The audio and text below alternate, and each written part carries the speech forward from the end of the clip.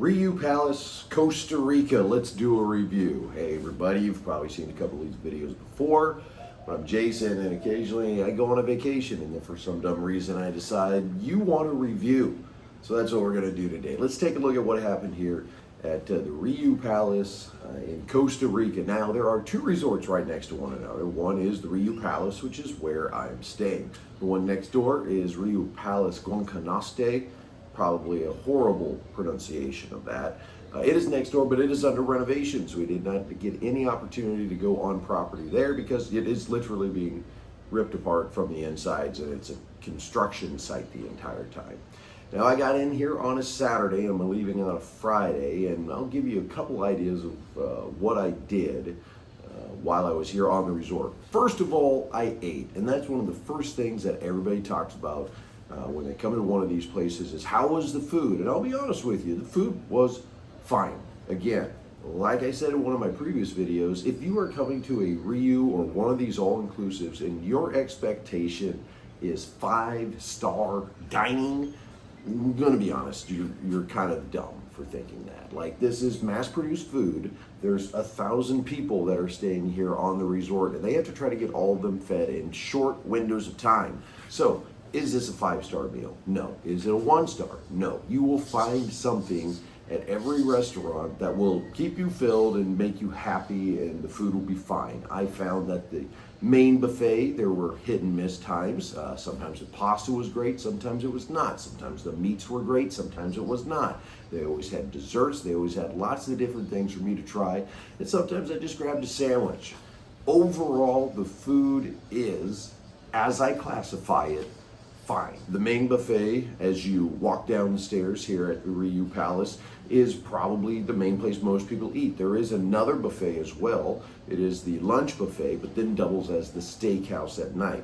My feeling is that the steakhouse is the best restaurant here. I've had lobster both times that I ate there, and a little bit of steak could go along with that, and I thought it was pretty dang good. I also thought the lunch buffet there was surprisingly good. Sometimes at lunch they just serve food poolside, where you usually can get some grilled up chicken, maybe some grilled up hamburger down there, a couple sides. It's very convenient, but sometimes the line gets super long and you want to get in line early, otherwise you're going to be standing there for 30 minutes waiting for your hamburger to get done.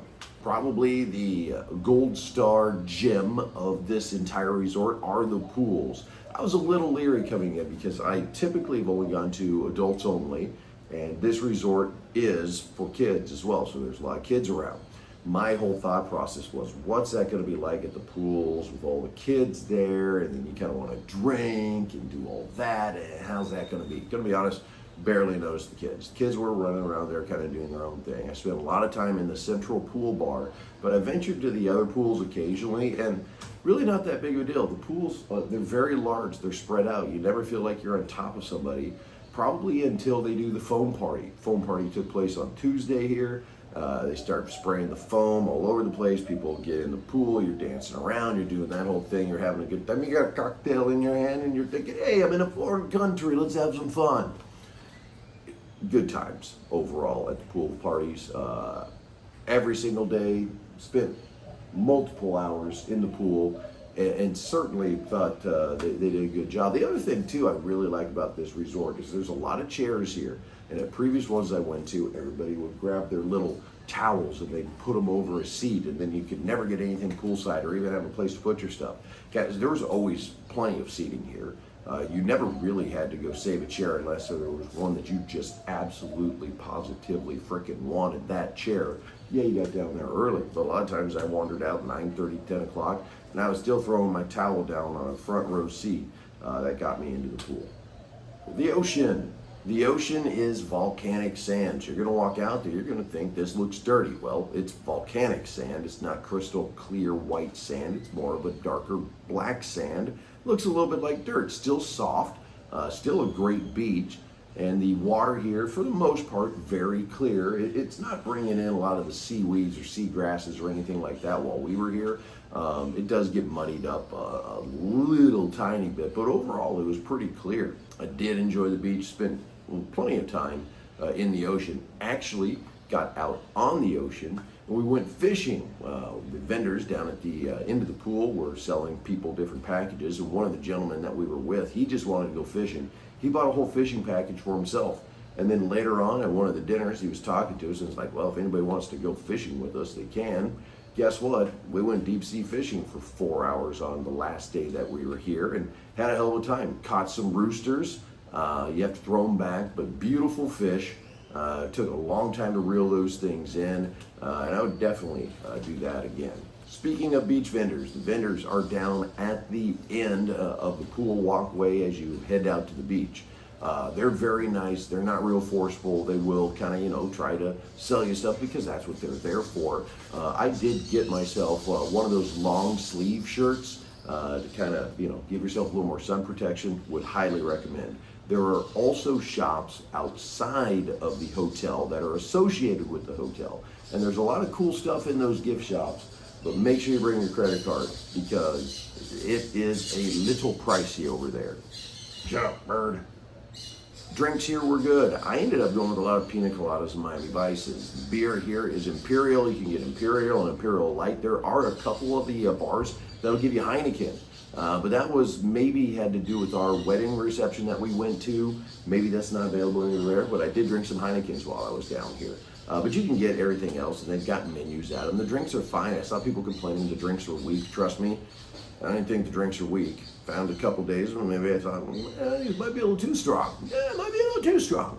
But it was good. The bars were good. They did a very satisfactory job on the alcohol side here. A couple tricks that I would have for you. One, there is a snack bar on the main level when you walk in. If you're hungry, a lot of people get off the bus and they're starving because they haven't ate all day. Just walk straight into that snack room. You're probably gonna have hamburgers, hot dogs, maybe some chicken, some nacho cheese, some pop, blah, blah, blah, blah, blah, all that sort of stuff.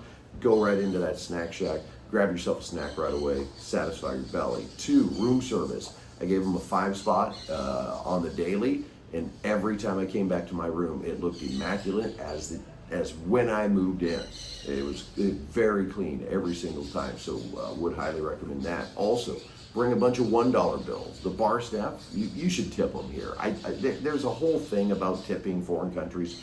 Bring 1s, bring 5s, tip them every drink, tip them every 5th drink. Just take care of the staff here. The staff was absolutely amazing. Everybody was super nice, like their attitude towards the customers. Everybody was happy, they were helpful. You had smiles on people's faces. If you asked them for something, they would hurry up and take care of it. So overall, the attitude of the people that work here was absolutely awesome. I thought they did a tremendous job. How would I rate this resort? Okay, let's go scale of 1 to 10, no rookie scoring. I would probably throw out it's about a 7.3, we'll call it. It is not a 10. It's not a 9. Like I said, the food it is very good. It's fine, but you go and there are some things you throw in the gullet and you're like, that's not cooked right. They should have done that differently. You know, so I'm going to go mid-7s on this. I would recommend this resort to people. They're looking for an affordable vacation. They want to go to Costa Rica. They want to have access to excursions. They don't want to go a long ways from the airport to have to get there. And even something that's family friendly. I would absolutely bring the family back here because of the people. You know, the people that were here working at this resort were absolutely awesome. We had a great time at it, and I would highly recommend it to anybody. I just think, you know, you got to be fair on your scoring. You can't give this place a 10 when I can say, yeah, you know, the rooms could use a little updating. The food wasn't perfect. And there's a couple other just small things, but like you're going to have those annoyances any places that you go. Very fine resort. Would highly recommend the RIU Palace, Costa Rica.